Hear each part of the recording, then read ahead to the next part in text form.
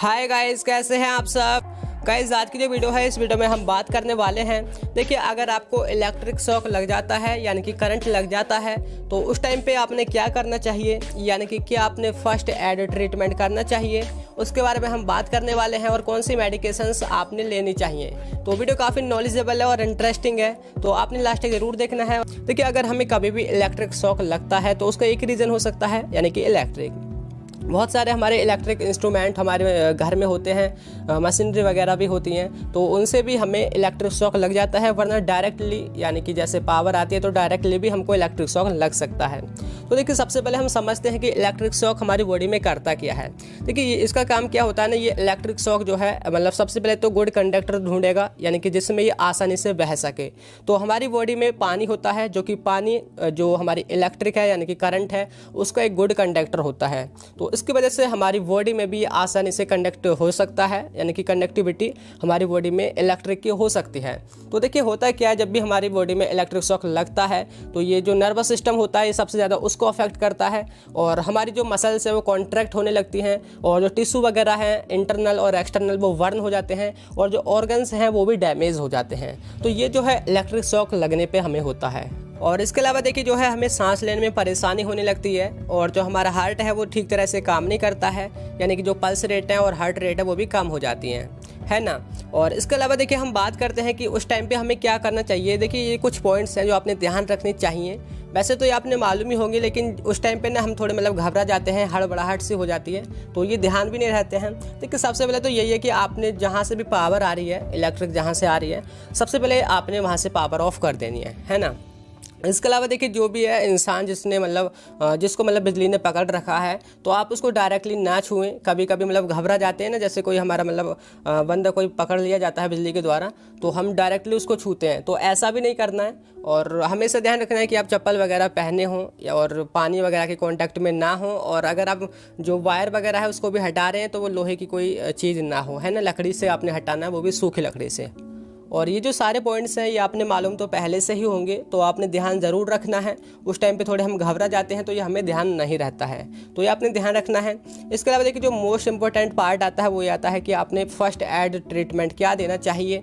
तो देखिए, जिस भी पेशेंट को शॉक लगा है, इलेक्ट्रिक शॉक लगा है, तो सबसे पहले आप उसको जो आपकी रिकवरी पोजिशन होती है आप उसमें लिटा दें। देखिए, रिकवरी पोजिशन कैसे होती है, आप इमेज देख सकते हैं, जैसे कि स्क्रीन पे नज़र आ रहा है आपको कि एक हाथ आपका सर के नीचे होता है, दूसरा उसके ऊपर होता है, और एक जो आपकी लेग है यानी कि टांग है वो सीधी होती है, और एक थोड़ी मुड़ी होती है। आपने इस तरह से उसको कुछ लिटा देना है, क्योंकि कभी कभी पेशेंट जो है वो अनकॉन्शियस हो जाता है, यानी कि वो बेहोश हो जाता है। तो उसके अलावा जो बेहोश है उसको ठीक करने के लिए हम इस पोजीशन में लिटाते हैं। तो इसलिए आपने रिकवरी पोजीशन में सबसे पहले उस पेशेंट को या जिसको भी शॉक लगा है उसको यहाँ पे लिटाना होता है। और इसके बाद देखिए, जिसको भी शॉक लगा है आपने उसकी पल्स रेट चेक करनी होती है। अगर पल्स रेट ठीक है फिर तो वो नॉर्मल है, मतलब कि ज़्यादा प्रॉब्लम नहीं है। और इसके अलावा देखिए, हार्ट रेट भी आपने चेक करनी होती है। अगर देखिए हार्ट काम नहीं कर रहा होता है ना, फिर आपने क्या करना होता है, आपने उसको देना होता है CPR। CPR देखिए क्या होता है, जिसमें हम आर्टिफिशियल रेस्पिरेशन देते हैं, यानी कि उसको सांस लेने में प्रॉब्लम होती है तो खुद उसको हम सांस देते हैं।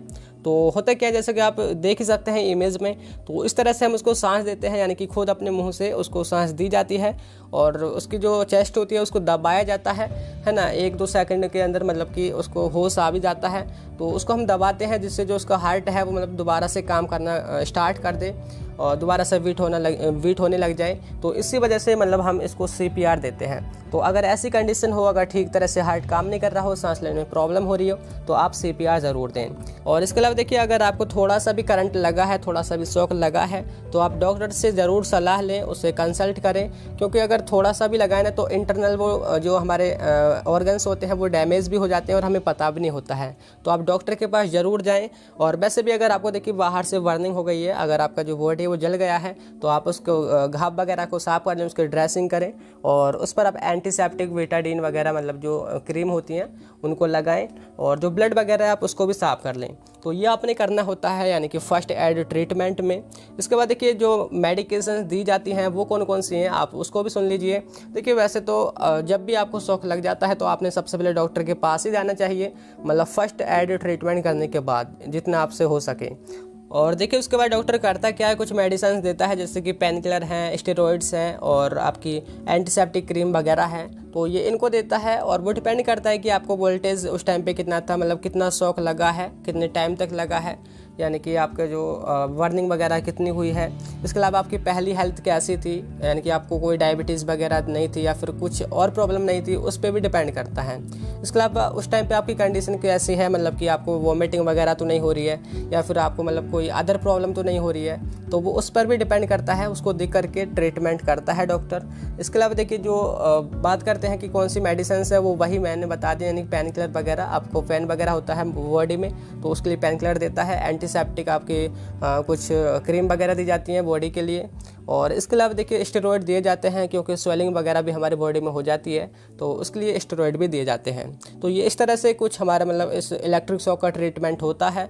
तो यही था आज की वीडियो में। कैसी लगी आपको वीडियो? आई होप ये पसंद आई होगी। अगर पसंद आई हो तो लाइक कर देना, आपके जो क्लासमेट है उनके साथ शेयर कर देना।